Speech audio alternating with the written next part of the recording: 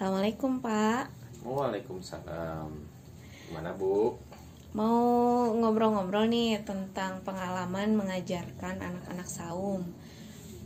Biasanya kendala-kendalanya yang dialami itu di sepanjang 30 hari atau di awal-awal ketika memulai puasa aja?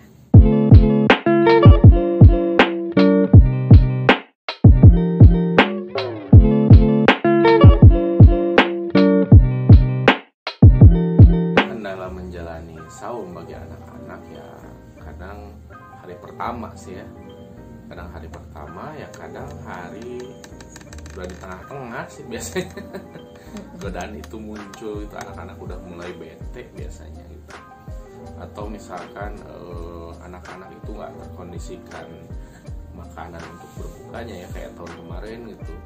Anak-anak itu ada yang sakit gitu kan, sakit tenggorokan sih, nggak jauh-jauh gitu karena memang mereka kena panas dalam tiap hari, bukanya itu pasti makan gorengan gitu kan ya. Memang kita sediain buah juga sih, tapi karena memang anak-anak itu kan seneng ya ketika ya, apalagi kan saya memang bukanya bareng sama bibi dan adik sepupu gitu kan ya otomatis anak-anak itu kan pasti pengen gitu ya lihat gorengan, lihat batagor gitu gitulah ya.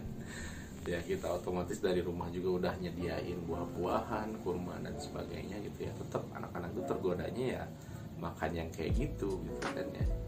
Nah itu paling ya, anak-anak tuh sakit. Nah itu harus dikondisikan juga ternyata ya makanan buat anak-anak gitu kan ya.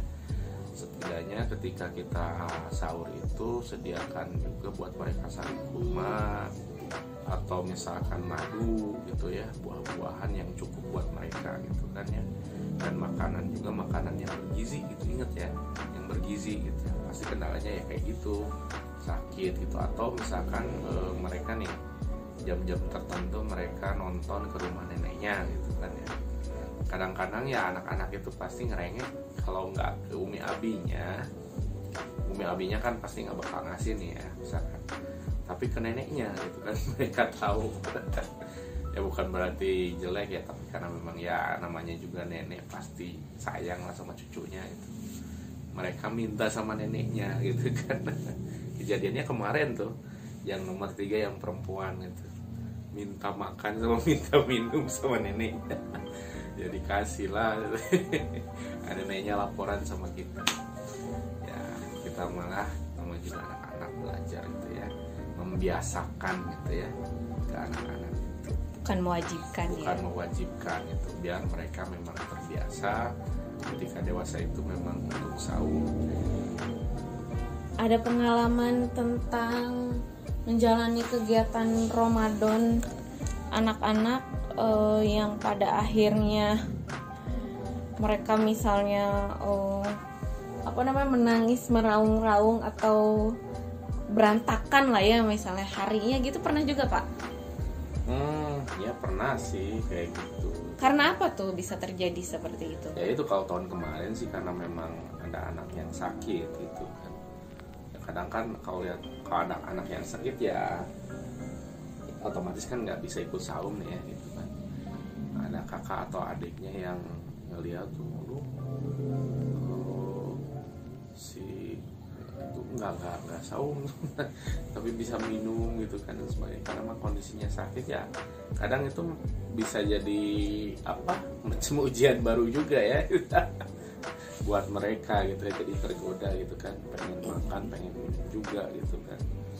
Jadi makanya ya ayah bunda diusahakan ya jaga kondisi tubuh ananda kita, jangan sampai ya makan berlebihan, makan sembarangan juga ketika berbuka mereka itu ya.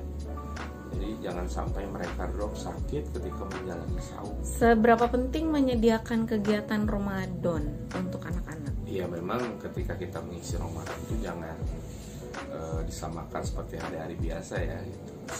Nah, kita isi Ramadan itu dengan yang dengan kegiatan yang sudah kita rencanakan gitu, maksudnya ya kita bicarakan sama bundanya gitu kan, Nah, targetan Ramadan ini anak itu harus nambah hafalan gitu kan. Kemudian harus bisa full saumnya gitu kan, atau misalkan tarawihnya bisa full gitu, walaupun ya tahun ini kita harus kondisikan di daerah masing-masing ya, ada yang bisa ke masjid, ada yang juga enggak gitu kan. Tapi minimal ya si tarawih itu tidak terlewat lah ya gitu.